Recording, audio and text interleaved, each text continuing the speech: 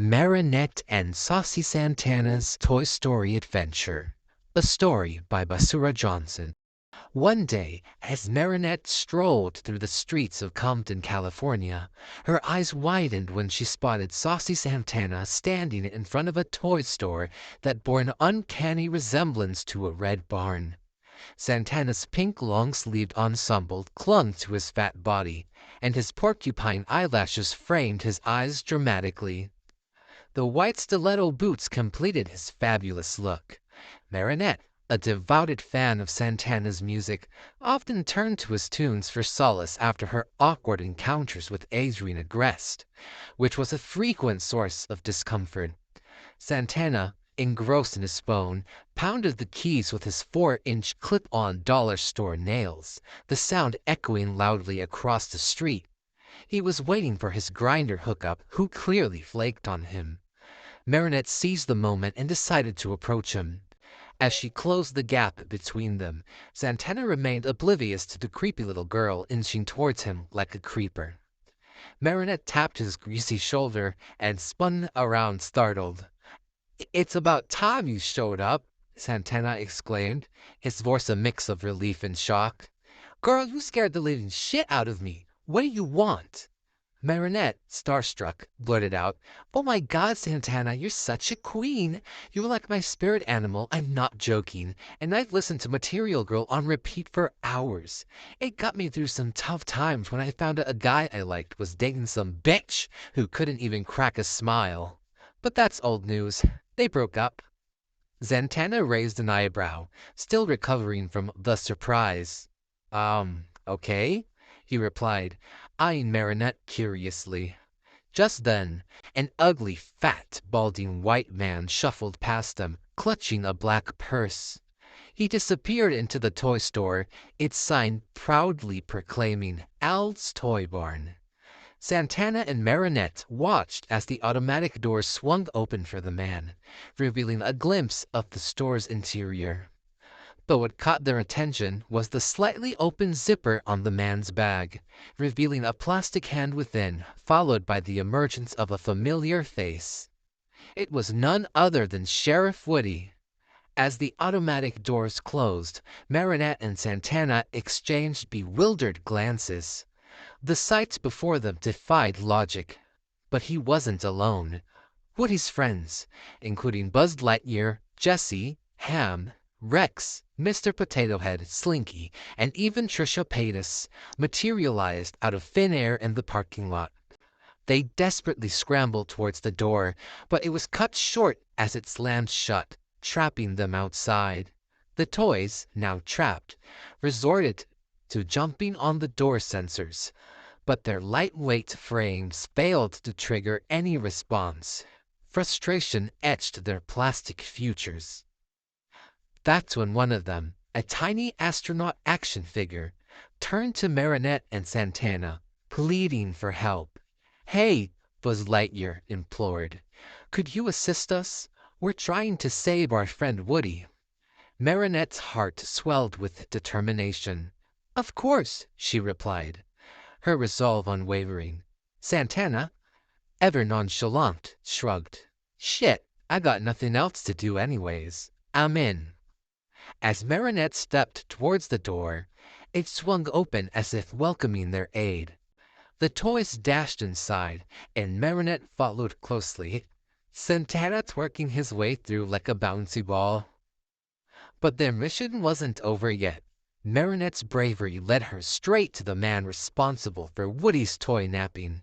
She tapped him on the shoulder, her voice firm. "Hey you, what do you think you're doing? Leave Woody alone."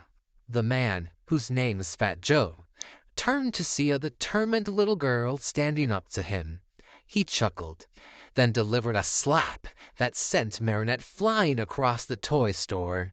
She wiggled her arms and legs like a maniac as she flew, until she finally crashed onto a shelf of toys. The other toys gasped, rushing to her side. Santana's twerking took a backseat as he joined the rescue effort. Marinette, bruised up but undeterred, pushed herself up. "They're getting away!" she exclaimed, spotting Fat Joe making his escape. "We need to go after them." As Marinette gasped, her determination fueled by adrenaline, the pursuit intensified. Fat Joe continued to elude them, his laughter echoing through the toy store. Marinette's resolve was unwavering. Even if she was just a 14-year-old girl, she wouldn't let Woody remain a hostage. Santana, cheeks jiggling in his all-pink ensemble and stiletto heels, sprinted alongside the group. Buzz Lightyear, equally determined, tried not to steal glances at Santana's bouncing booty cheeks. Jessie's cowgirl spirit blazed as she shouted, "Yee-haw! We gotta catch this crook red-handed!" Marinette's breaths came in gasps. She'd never exercised this much in her life. Meanwhile, Santana's thighs jiggled, and his twerking prowess defied gravity. But Buzz's attempts to avert his gaze failed miserably. Santana's performance was way too mesmerizing. Woody, arms outstretched, cried for help in a southern cowardly way. Fat Joe clutched him tightly in his purse, reveling in his villainous role. But Marinette, Santana, Buzz Lightyear, Jessie, Rex, Ham, Mr. Potato Head, Slinky, and even Trisha Paytas pressed on, determined to prevent Fat Joe's escape. Breathless but resolute, Marinette confronted Fat Joe. "Hey, you there!" she called out. "You're not taking Woody away from here. We're going to save him, so you might as well give up now." Jessie, ever resourceful, nodded in agreement. "We need backup," she declared. "Alert the other toys." With the yodel that could power a city, Jessie rallied the entire toy store. Toys of all shapes and sizes, some with missing limbs, others with mismatched parts, sprang to life. Plastic soldiers marched, Barbie dolls sprinted, and action toys leaped into action. The toy army surged towards Fat Joe, their collective determination overpowering his laughter. Woody's fate hung in the balance, and Marinette knew they had to catch this fugly man. All of a sudden, the toy store erupted into chaos as the motley crew of toys surged toward Fat Joe. His fear was palpable. He was outnumbered, and the exit loomed just a few feet away. Clutching the purse tightly, he sprinted, desperation etched on his grotesque face. But fate had other plans. Sentient bouncy balls rolled across the floor, tripping Fat Joe. He scrambled to his feet, only to find toys swarming him. Plastic teeth gnashed, and tiny hands clawed at him. Fat Joe shook them off, flinging toys in all directions, but more climbed up his body like determined ants. The Toy Story gang, led by Marinette and Santana, closed in. Marinette stood tall, arms crossed in pride. Santana twerked, celebrating their imminent victory. Jessie, Buzz, Ham, Rex, Mr. Potato Head, Slinky, and even Trisha Paytas marched forward. Jessie's smugness was evident as she taunted, "Might as well give up now, you fatty. Give us back our friend." Fat Joe's resistance club crumbled. He opened his back purse, and Woody tumbled out, racing to embrace his fellow toys. Their reunion was heartfelt, a shared moment of triumph and relief. As they huddled in an intimate group hug, Marinette and Santana watched from a close distance, their unlikely alliance having saved the day.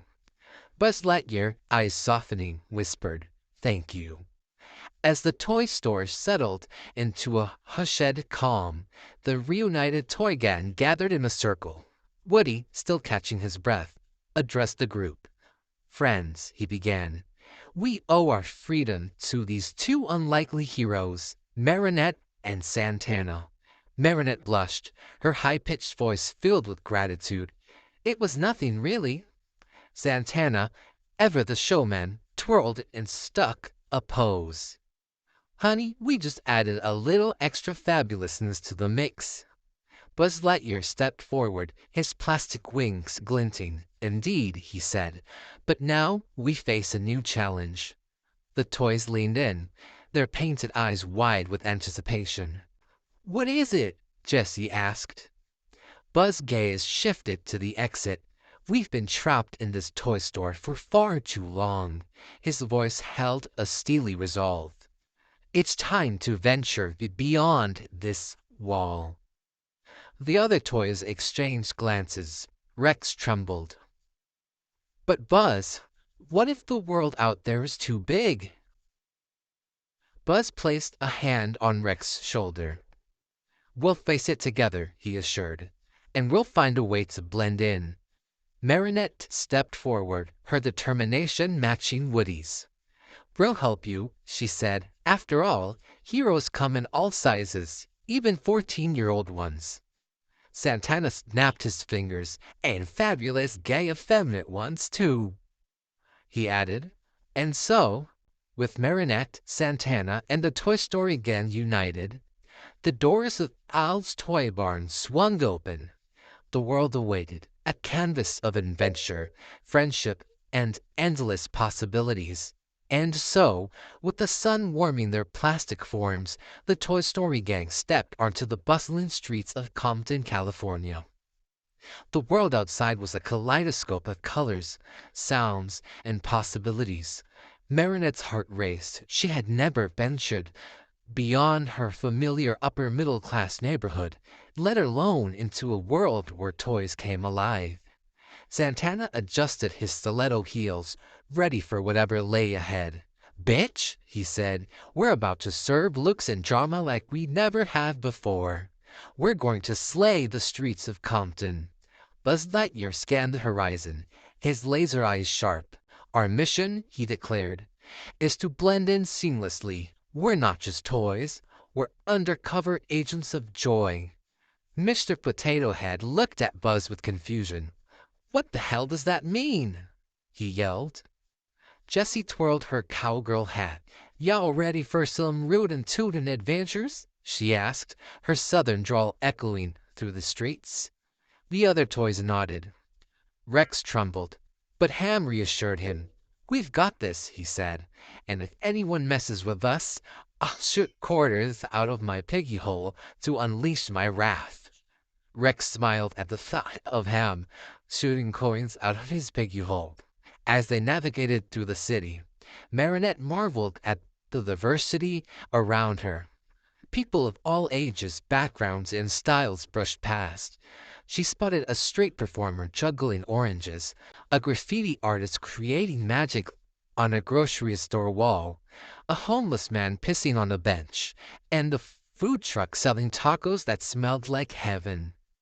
Santana swirled his fat body around like a hungover ballerina. "Darlings," he said, "we're not just tourists, we're trendsetters. Let's make Compton our runway." And so, the Toy Story gang embarked on their urban odyssey. They danced in fountains, photobombed selfies, stole from convenience stores, and even joined a break-dancing crew. Marinette taught them how to blend in. Buzz perfected the art of small talk.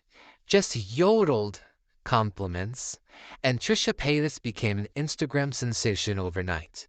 But their biggest challenge awaited. Fat Joe had vanished, leaving behind only a trail of glitter and regret. Woody, now free, led the charge. "We'll find him," he vowed.